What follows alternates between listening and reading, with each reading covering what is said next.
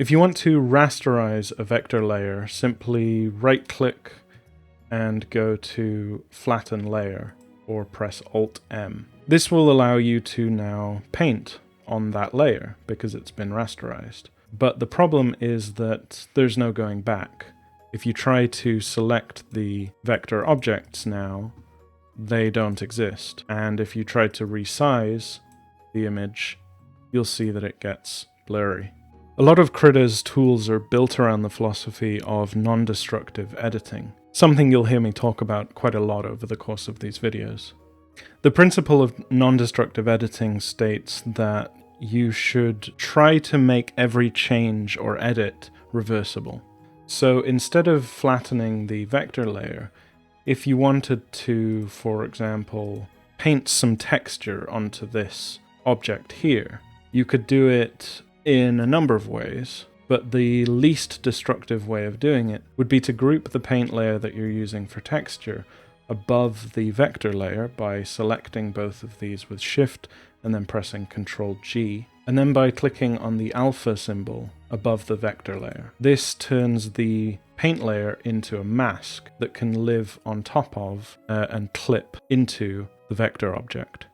Now if you move the vector layer underneath the mask, you can see that the paint layer is only displaying where the vector object is beneath it.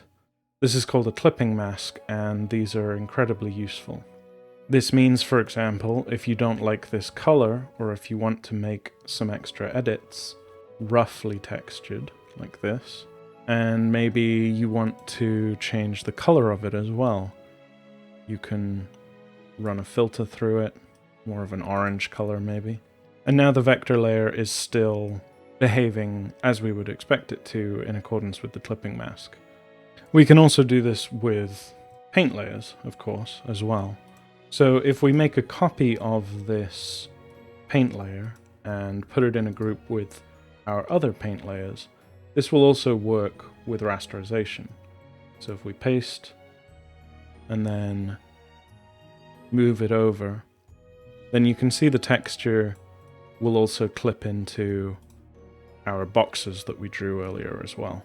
The last thing I want to briefly mention is the text tool. To use the text tool, just select a vector layer and then draw a little box, and this pop-up will appear. In here you can write whatever you want, and you can change the size and the font, and the boldness or italicization and spacing. And you can also edit the SVG source itself, which uses a syntax very similar to HTML.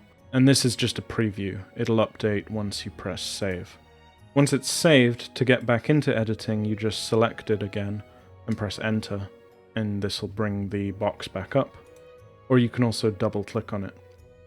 If you just want to edit the color though, then simply by having the object selected, you can go to the color wheel and change to whatever color you want.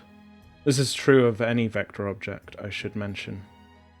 So, for example, the fill in this weird shape here can be changed with the same method. Like I said, for the most part, I think most people will be using raster layers, but understanding that vectors are in Krita and can be used to great effect occasionally is useful to keep in mind.